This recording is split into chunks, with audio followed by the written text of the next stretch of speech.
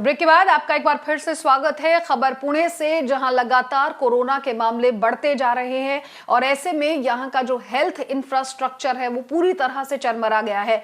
पुणे में रोजाना करीब 2 से 3 हजार कोरोना संक्रमण के नए मामले सामने आए हैं। कोविड-19 अस्पतालों का बुरा हाल है। वेंटिलेटर वाले 95% आईसीयू बेड्स खाली नहीं है और सिर्फ आईसीयू बेड्स की अगर बात करें तो वो 80% तक इस्तेमाल में है। एक तरफ पुणे के अस्पतालों में जहां बेड्स की भारी कमी हो रही है, वहीं दूसरी तरफ सुविधाओं से लैस 2 बड़े सेंटर्स में 800 बेड खाली पड़े हैं। लगातार हो रही बारिश और कागजी कार्रवाई ना होने के कारण ये दोनों फैसिलिटीज बंद पड़ी है। कल भी हमने आपको दिखाया था कि कैसे सीरो सर्वे में ये बात सामने आई है कि कोरोना के मामले पुणे में लगातार बढ़ते जा रहे हैं। विनती की है डिप्टी सीएम साहब को कि ये 2 की अभी ज़रूरत है तो हम बनाएंगे, लेकिन अगर मरीजों की संख्या बढ़ती है तो तीसरा शुरू करेंगे। तब तो शुरू करने की अभी ज़रूरत नहीं लगती है। अभी जो काम शुरू है उसमें से आगे मेरे हिसाब से शायद 3 या 4 दिन में ये कोविड सेंटर बड़े जो जंबो सेंटर है वो चालू होने वाले हैं। उसका काम अभी आखिरी दौर में चल रहा है। एक जंबो सेंटर में 800 बेड है, यहाँ पे 200 ऑक्सीजन बेड बनेंगे और 600 ऑक्सीजन बेड बनेंगे और 200 आईसीयू बेड बनेंगे विथ वेंटिलेटर और विदाउट वेंटिलेटर के। ऐसे 2 के हिसाब से यहाँ पे अगर देखते हैं तो मेरे हिसाब से 1600 बेड्स यहाँ 2 कोविड जंबो सेंटर में बन जाएंगे। और मेरे साथ मेरी सहयोगी नेहा कुलकर्णी यहाँ पर ज्यादा अपडेट के लिए जुड़ गई है। Neha, good morning. आप पुणे में इस समय मौजूद है। कल भी हमने सीरो सर्वे में दिखाया था कि कैसे लगातार मामले बढ़ रहे हैं और आज ये रिपोर्ट आना कि देखिए 95% आईसीयू बेड जो हैं वो खाली नहीं है, भरे हुए हैं। ऐसे में जो ये जंबो फैसिलिटीज हैं, हालांकि प्रशासन का कहना है कि 2-3 दिनों में काम शुरू हो जाएगा। क्या यहाँ पर सब कुछ सही है? जी Anuya, good morning to you और हमारे सारे दर्शकों के लिए। कल से ही हम पुणे की सारी जो खबरें हैं, कैसे यहाँ पे केसेस बढ़ रहे हैं या जिस तरह से लोगों को तकलीफ़ें आ रही है बेड लेने में, ये हम अपने दर्शकों को दिखा रहे हैं। और इसी में से एक आज पहलू ये है कि कैसे उनकी ये 2 जंबो फैसिलिटीज़ जो बन के रेडी है बट अभी तक खोले नहीं गए हैं एडमिनिस्ट्रेटिव रीजंस के लिए। जैसे आप बता रही थी, कहीं कुछ अभी तक ऑक्सीजन के सिलेंडर्स का काम होना बाकी है, कहीं कुछ परमिशंस मिलने बाकी रह गए हैं, कुछ ड्रेनेज के काम बाकी रह गए हैं। ऐसी चीज़ों की वजह से ये जो काम है थोड़ा स्लो गति में चल रहा है।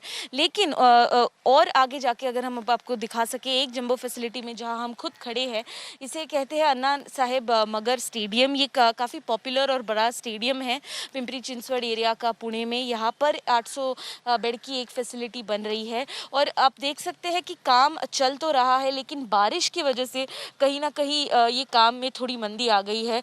जब हमने अधिकारियों से बात की थी तो उन्होंने हमें कहा था कि बिकॉज ऑफ बारिश ये जो आप ग्राउंड देख सकती है, जिस तरह से ये मडी हो गया है, जिस तरह से ये सॉगी हो गया है, उसकी वजह से ये जो बेड्स यहाँ पे लाए जाएंगे, बेड्स यहाँ पे बिठाए जाएंगे, उन्हें बिठाना, उन्हें फिक्स करना थोड़ा प्रॉब्लमैटिक हो रहा है। रेन्स की वजह से, एक बारिश की वजह से थोड़ा डिले आ गया है काम में। लेकिन अगर आप देख सकें कि जेसीबी और सारी मशीन्स भी यहाँ पे लाए गए हैं। हमें अधिकारियों ने कहा कि बेड्स जो चाहिए अंदर वो आज सेटअप किए जाएंगे। तो जैसे एक अधिकारी कह रहे थे कि कैसे 600 ऑक्सीजनेटेड बेड्स और 200 आईसीयू बेड्स यहाँ पे लगाए जाएंगे। कम से कम 100 करोड़ की ये फैसिलिटी यहाँ पे बनाई जा रही है। लेकिन उन्हें सवाल यही उठता है, जब भी 90% से ज़्यादा अगर आपके वेंटिलेटर भर चुके हो, आईसीयू भर चुके हो, तो एक भी दिन की देरी अगर आप कर रहे हो तो पेशेंट्स के लिए काफ़ी बड़ा मामला हो सकता है। ये उलझन को जल्द सुलझाना महानगर पालिका और प्रशासन। नेहा, एक सवाल आपसे बीच में आपको रोककर ये पूछना चाहूंगी कि जिस तरह से प्रशासन कह रहा है कि 2 से 3 दिन में ये रेडी कर लिया जाएगा, क्योंकि आप ग्राउंड पर मौजूद है, क्या आप देखकर ये बता सकती है कि हाँ पॉसिबिलिटी है 2 से 3 दिनों में यहाँ पर पूरा सेटअप हो जाएगा और पेशेंट्स को यहाँ पर लाए जाने जैसी स्थिति हो जाएगी? बहुत जल्दी से जानना चाहूंगी। जी अनुया बिल्कुल मैं आपको कहना चाहूँगी कि जैसे आप देख सकते हैं हमें जितना बताया गया कि बेड्स आज यहाँ पे लगाए जाएंगे, ऐसे हमें कहे जा रहे हैं, और ये 800 बेड की बातें हम कर रहे हैं, जिसके साथ ऑक्सीजनेटेड सिलेंडर की सेटअप होना भी ज़रूरी है। अनुया अगर देखा जाए तो अगर हम वापस आपको एक बार दिखा सकें तो ये जो आउटसाइड का जो एडमिनिस्ट्रेटिव वर्क है, टेंट बनाना, ये सब तो उनका डेफिनेटली हो ही चुका है, सेटअप हो गया है, लेकिन बेड्स शायद रखने में उन्हें 1 या 2 दिन की देरी लग जाए। लेकिन जो बारिश है और जिस तरह से बारिश यहाँ पे खेल रही है, the ground that they have, वो किस तरह से वो प्रॉब्लम वो सॉल्व करते हैं, और जो ऑक्सीजन सिलेंडर का उनका जो प्रॉब्लम है वो कब तक सॉल्व करते हैं, ये शायद 1-2 दिन या की देरी उन्हें लग सकती है। लेकिन हाँ, अगर बेड का सेटअप जल्दी हो गया तो हाँ, 3-4 दिन में ये फैसिलिटी खुल सकती है। ठीक है,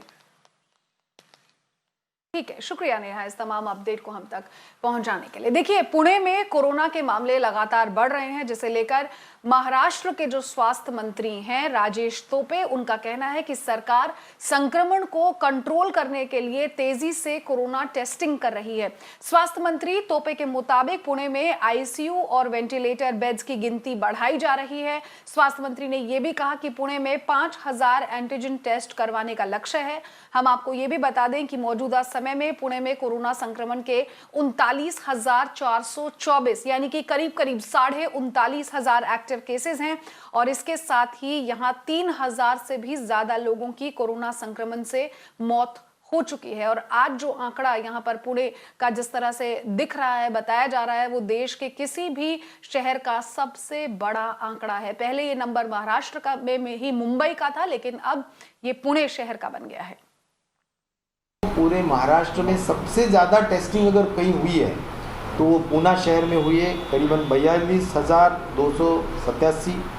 इतनी बड़े पैमाने पे टेस्टिंग हुई है, और वहाँ का जो फैटल्टी रेट है वो फैटल्टी रेट 2.38 है पूना का। ज़रूर उसकी संख्या बढ़ रही है, लेकिन उतना ही वो काम भी कर रहे हैं और अपना फैटल्टी रेट भी मर्यादित रखने की कोशिश कर रहे हैं। आईसीयू बेड्स जो है विदाउट वेंटिलेटर जो 332 है वो 815 तक वो बढ़ा रहे हैं, और वेंटिलेटर्स की संख्या जो है जो आज 470 है वो 665 तक बढ़ाने का पूरा व्यवस्था कर रहे हैं।